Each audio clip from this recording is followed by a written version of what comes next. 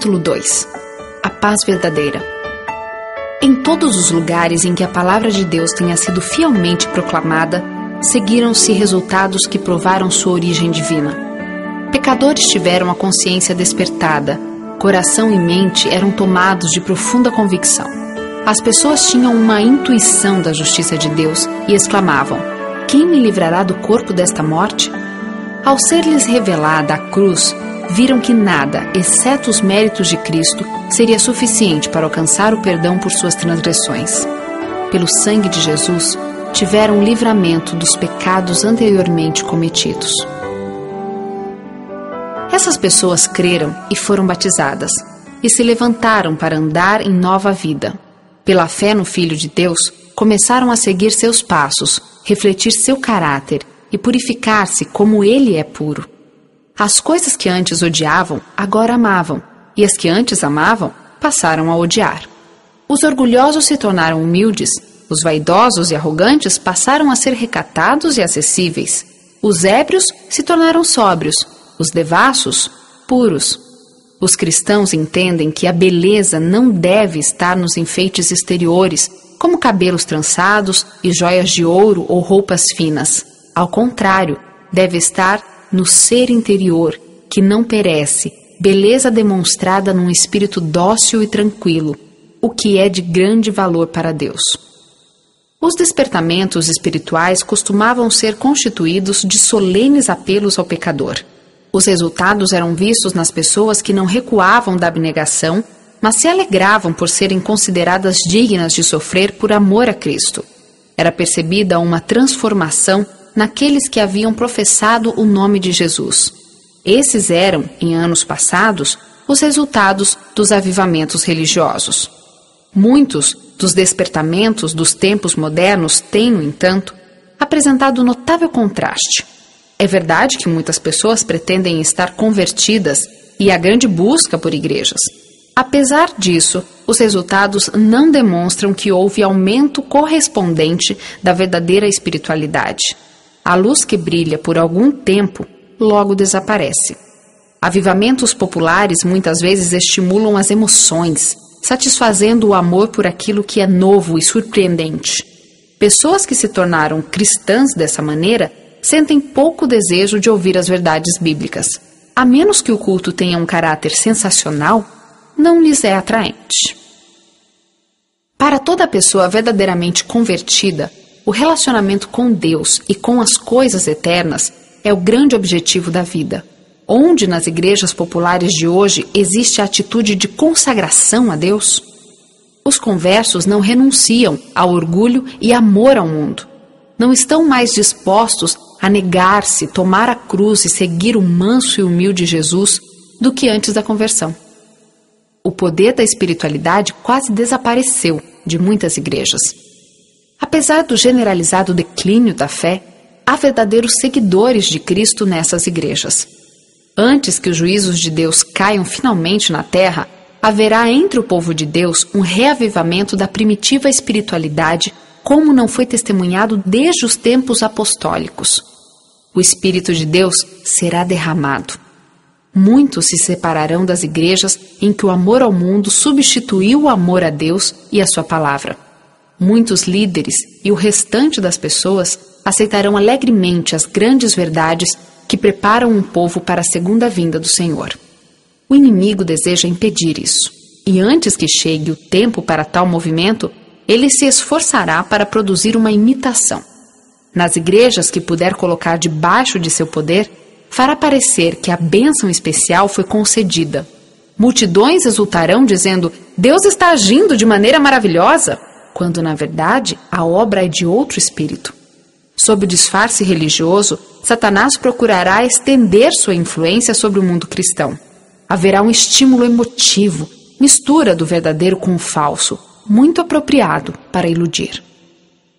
À luz da palavra de Deus, contudo, não é difícil descobrir a verdadeira origem desses movimentos.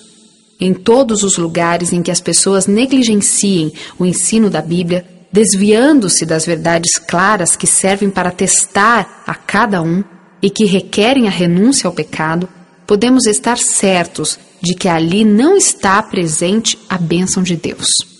Segundo a regra de que vocês os reconhecerão por seus frutos, é evidente que esses movimentos não são obra do Espírito de Deus. As verdades da palavra de Deus são um escudo contra os enganos de Satanás. Negligenciar essas verdades abriu a porta aos males que agora se generalizam no mundo. Tem-se perdido de vista, em grande medida, a importância da lei de Deus. Uma compreensão equivocada sobre a lei divina tem provocado erros a respeito da conversão e santificação, rebaixando a prática religiosa. Nisso está o segredo da falta do Espírito de Deus nos reavivamentos de nossa época. A lei da liberdade. Muitos guias religiosos afirmam que Cristo, em sua morte, aboliu a lei. Alguns a representam como um pesado fardo e, em contraste com a escravidão da lei, apresentam a liberdade que pode ser desfrutada através do Evangelho. Porém, não era assim que os profetas e apóstolos consideravam a santa lei de Deus. Escreveu Davi: "Andarei em verdadeira liberdade, pois tenho buscado os teus preceitos." O apóstolo Tiago se refere aos 10 mandamentos como a lei perfeita que traz a liberdade. O apóstolo João pronuncia uma bênção sobre todos os que obedecem aos mandamentos de Deus. Se tivesse sido possível mudar a lei ou deixá-la de lado, Cristo não precisaria ter morrido para salvar o ser humano da penalidade do pecado. O Filho de Deus veio para tornar grande e gloriosa a sua lei. Disse Jesus: "Não pensem que vim abolir a lei ou os profetas. Não vim abolir, mas cumprir. Enquanto existirem céus e terra, de forma alguma desaparecerá da lei a menor letra ou menor traço." A respeito de si próprio, Cristo declara: "Tenho grande alegria em fazer a tua vontade, ó meu Deus. A tua lei está no fundo do meu coração." A lei de Deus não muda, pois é uma revelação de seu caráter. Deus é amor, e sua lei também o é. O amor é o cumprimento da lei. Diz o salmista: "A tua lei é a verdade, todos os teus mandamentos são justos." Paulo declara: "A lei é santa, e o mandamento é santo, justo e bom." Uma lei assim precisa ser tão duradoura quanto o seu autor. O objetivo da conversão e santificação é reconciliar as pessoas com Deus, pondo-as em harmonia com os princípios de sua lei. Logo depois da criação, o ser humano estava em perfeita harmonia com a lei de Deus. O pecado, porém, afastou-o do Criador. O coração estaria em guerra contra os princípios da lei de Deus. A mentalidade da carne é inimiga de Deus, porque não se submete à lei de Deus, nem pode fazê-lo. Mas Deus tanto amou o mundo que deu o seu Filho unigênito, para que o ser humano pudesse ser reconciliado com Deus, restaurado à harmonia com seu Criador. Essa mudança é um novo nascimento, sem o qual a pessoa não pode ver o reino de Deus. Convicção do pecado. O primeiro passo na reconciliação com Deus é estar convicto do pecado. Pecado é a transgressão da lei. É mediante a lei que nos tornamos plenamente conscientes do pecado. A fim de ver sua culpa, o pecador deve examinar seu caráter à luz do espelho de Deus, o qual mostra a perfeição de um viver justo e habilita-o a perceber seus defeitos. A lei revela ao ser humano seus pecados, mas não provê uma solução. Ela declara que a morte é o salário do transgressor. Somente o Evangelho de Cristo pode livrá-lo da condenação ou contaminação do pecado. Ele deve se arrepender diante de Deus, cuja lei transgrediu, e ter fé em Cristo, seu perfeito sacrifício. Assim, ele obtém perdão pelos pecados anteriormente cometidos e se torna filho de Deus. Estaria a pessoa, depois disso, em liberdade para transgredir a lei de Deus? Diz Paulo: "Anulamos então a lei pela fé? De maneira nenhuma. Ao contrário, confirmamos a lei." Nós, os que morremos para o pecado, como podemos continuar vivendo nele? João declara: "Nisto consiste o amor a Deus, em obedecer aos seus mandamentos." e os seus mandamentos não são pesados. Durante o novo nascimento, o coração é posto em harmonia com Deus, em conformidade com a sua lei. Quando ocorre essa transformação no pecador, ele passa da morte para a vida, da transgressão e rebelião para a obediência e lealdade. Terminou a velha vida. Começou uma vida nova, de reconciliação, fé e amor. A partir desse momento, as justas exigências da lei serão cumpridas em nós que não vivemos segundo a carne, mas segundo o Espírito. A fala do coração será: como eu amo a tua lei, medito nela o dia inteiro. Sem a lei de Deus, as pessoas não possuem verdadeira convicção do pecado e não sentem necessidade de arrependimento. Não percebem a necessidade do sangue purificador de Cristo. A esperança da salvação é aceita sem uma mudança radical do coração ou reforma da vida.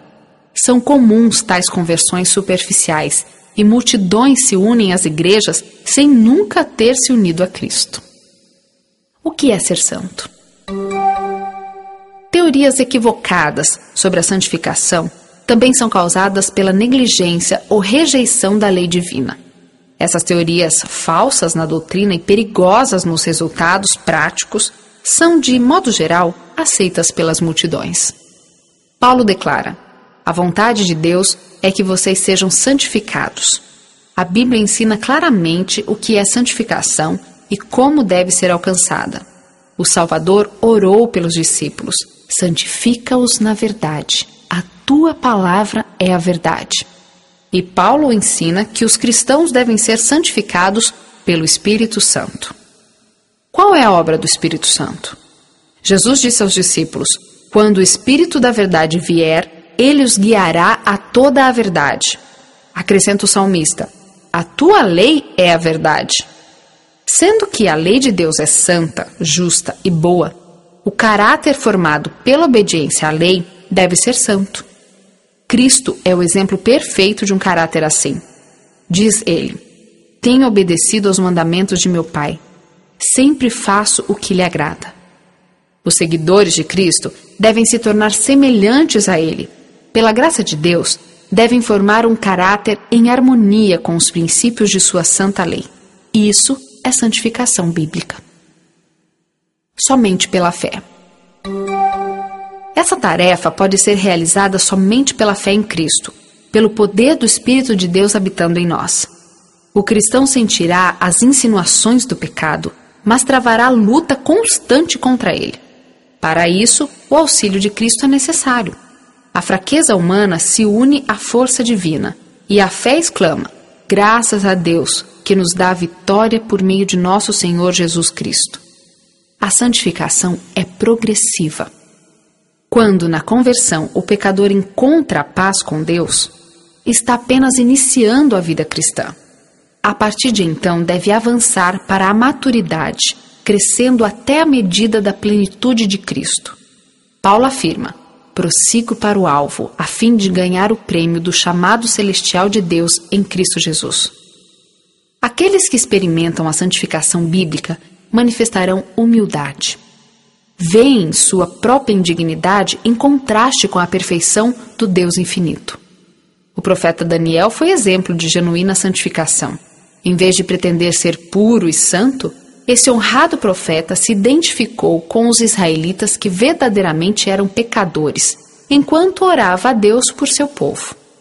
Aqueles que andam à sombra da cruz do Calvário não terão exaltação própria ou orgulhosa pretensão quanto a estar livres do pecado. Eles sentem que seu pecado causou a agonia que partiu o coração do Filho de Deus. E esse pensamento os leva à humildade. Aqueles que vivem mais perto de Jesus percebem mais claramente a fragilidade e pecaminosidade do ser humano, e sua única esperança está nos méritos do Salvador. A santificação, que frequentemente é ensinada no mundo religioso, produz exaltação própria e desrespeito à lei de Deus. E isso mostra que ela é contrária à Bíblia. Seus defensores ensinam que a santificação é algo instantâneo, pela qual, através da fé somente, alcançam perfeita santidade. Apenas creia, dizem eles, e a bênção será sua. pressupõe-se que não seja necessário qualquer outro esforço por parte da pessoa que recebe a santidade. Ao mesmo tempo, negam a autoridade da lei de Deus, insistindo que estão livres da obrigação de guardar os mandamentos. Mas será possível que alguém seja santo sem estar em harmonia com os princípios que expressam a natureza e vontade de Deus? O ensino da palavra de Deus é contra essa falsa doutrina da fé sem obediência. Não é fé, e sim presunção, pretender a aprovação do céu sem cumprir as condições necessárias para que a bênção seja concedida. Ninguém se engane com a crença de que pode se tornar santo enquanto transgride voluntariamente um dos mandamentos de Deus. Cometer um pecado conhecido silencia a voz do Espírito Santo e separa de Deus a pessoa. Embora João trate tão amplamente do amor, não hesita, entretanto, em revelar o verdadeiro caráter daqueles que pretendem ser santos ao mesmo tempo que transgridem a lei de Deus.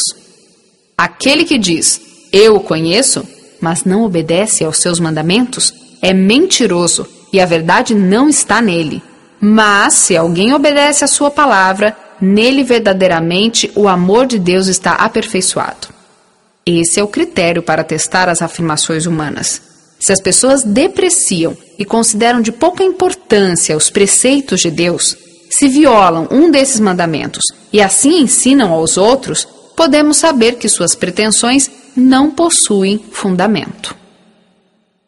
Quando alguém afirma estar sem pecado, isso é em si mesmo uma evidência de que tal pessoa está longe da santidade. Ela não tem verdadeira concepção da infinita pureza e santidade de Deus, nem da malignidade e horror do pecado. Quanto maior a distância entre a pessoa e Cristo, tanto mais justa ela parecerá a seus olhos. Santidade bíblica. A santificação envolve todo o ser, espírito, alma e corpo. Os cristãos são solicitados a apresentar seu corpo em sacrifício vivo, santo e agradável a Deus. Toda prática que enfraqueça a força física ou mental inabilita a pessoa a servir seu Criador.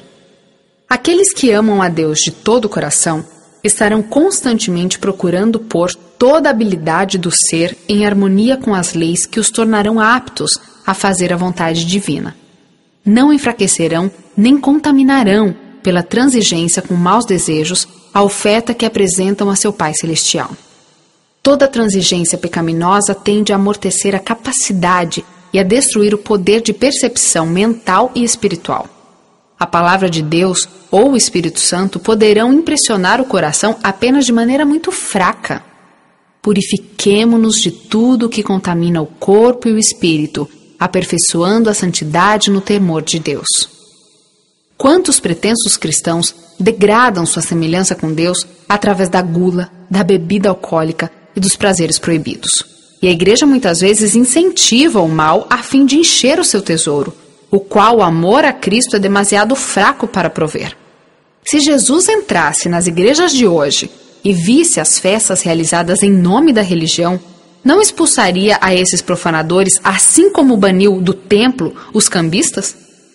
Acaso não sabem que o corpo de vocês é santuário do Espírito Santo que habita em vocês, que lhes foi dado por Deus e que vocês não são de si mesmos? Vocês foram comprados por alto preço. Portanto, glorifiquem a Deus com o seu próprio corpo. Aquele cujo corpo é o templo do Espírito Santo não se escravizará por hábitos nocivos. Suas habilidades pertencem a Cristo. Sua propriedade é do Senhor. Como poderia desperdiçar o capital que lhes é entregue? Pretensos cristãos gastam anualmente somas consideráveis de dinheiro com transigências nocivas.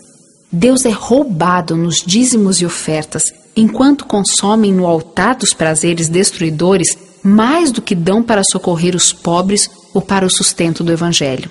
Se todos os que afirmam seguir a Cristo fossem verdadeiramente santificados, seus meios, em vez de serem gastos com desnecessárias e nocivas práticas, reverteriam para o tesouro do Senhor. Os cristãos dariam um exemplo de temperança e sacrifício, seriam a luz do mundo. A cobiça da carne, a cobiça dos olhos e a ostentação dos bens controlam as massas. Os seguidores de Cristo, porém, possuem uma vocação mais elevada. Portanto, saiam do meio deles e separem-se, diz o Senhor. Não toquem em coisas impuras, e eu os receberei.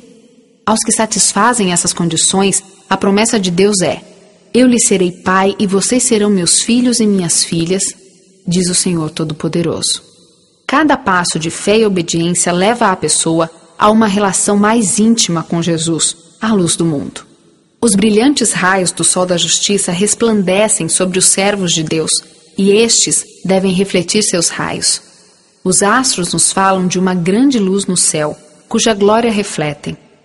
Da mesma forma, os cristãos devem mostrar que no trono do universo há um Deus cujo caráter é digno de louvor e imitação.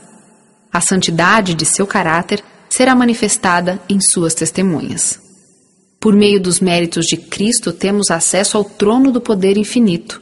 Aquele que não poupou seu próprio Filho, mas o entregou por todos nós, como não nos dará juntamente com ele e de graça todas as coisas?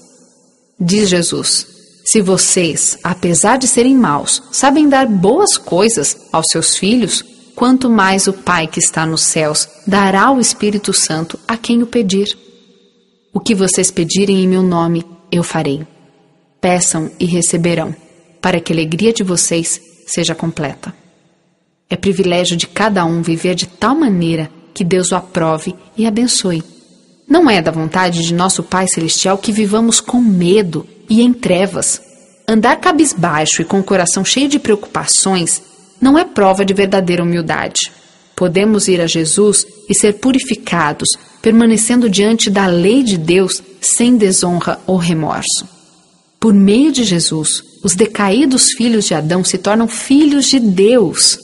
Ele não se envergonha de chamá-los irmãos. A vida cristã deve ser de fé, vitória e alegria em Deus. A alegria do Senhor os fortalecerá. Alegrem-se sempre, orem continuamente, deem graças em todas as circunstâncias, pois esta é a vontade de Deus para vocês em Cristo Jesus. São esses os frutos da conversão e santificação bíblica.